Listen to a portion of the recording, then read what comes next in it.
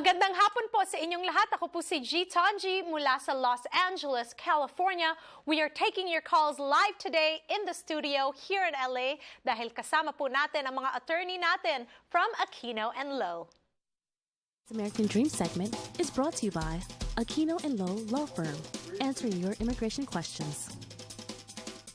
Yes, we are taking your call live here in Los Angeles, but before we get our show started, we want to greet Attorney Richard Lowe a very happy birthday! Yes.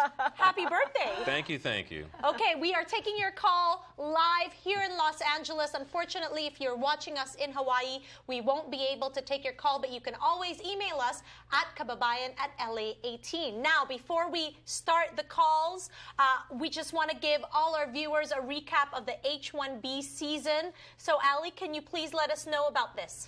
The season was busy yet again.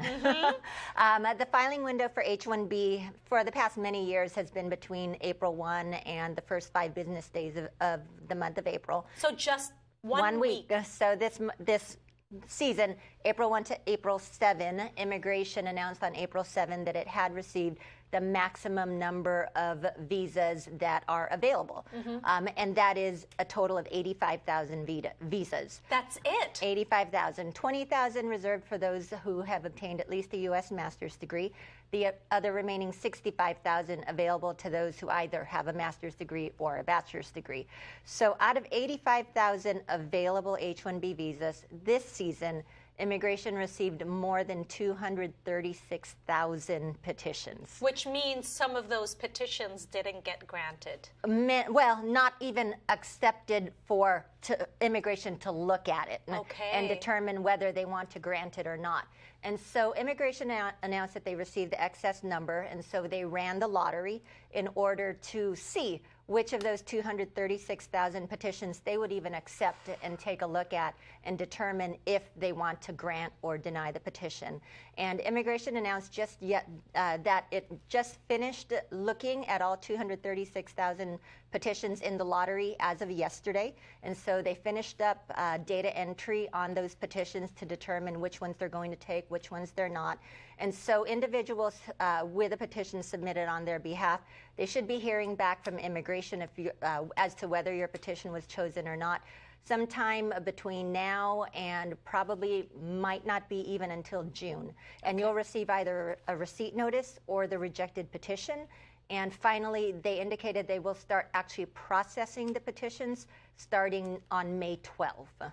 Okay, so that's really good information for us. We have Heidi on the phone. Kasama natin. She's from West Covina. Heidi, nandiyan ka ba? Yeah, good afternoon. Hi, good afternoon. Good afternoon. Yeah. What is your question this afternoon for our attorneys from Aquino and Lowe? Okay. Since I with petition my 2 youngest kids mid-part of 2013, I petitioned my daughter was just 19 years old and my son is 16 years old.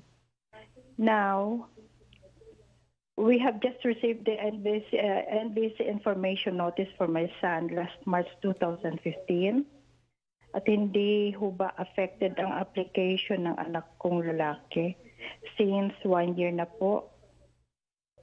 Okay, so then does he need to get with the new NBI or police clearance dahil po naglaps na po ang kanyang NBI this May? Documents and passport are done and required by the NVC. Okay. And now? Okay. So Allison, it sounds like her concern is the 1-year rule. Yes. And so for the most part, and that is a big concern, because when an individual is notified that they are able to move forward with the processing of their green card or their immigrant visa, there is a general rule that you need to maintain contact with the National Visa Center within 1 year. Otherwise, it becomes risky if there's no contact after a 1-year period. There is a risk that the visa petition might be canceled. And so in her particular situation, I don't know if she has reached out to NVC within 1 year or if the NVC hasn't contacted her within the 1 year. If the NVC hasn't contacted her within the 1 year period of time, chances are everything is still okay.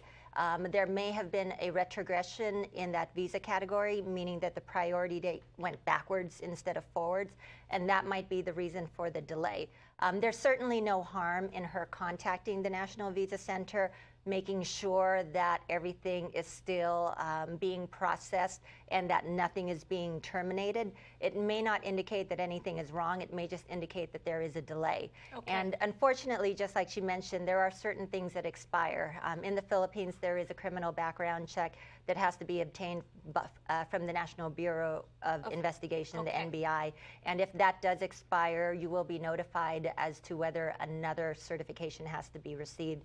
If medical exams were already taken, those might have to be redone as well. Okay. Well, we are taking your calls here in Los Angeles. That's the phone number to call, 1-800-553-5724. We'll be right back with Aquino and Lowe.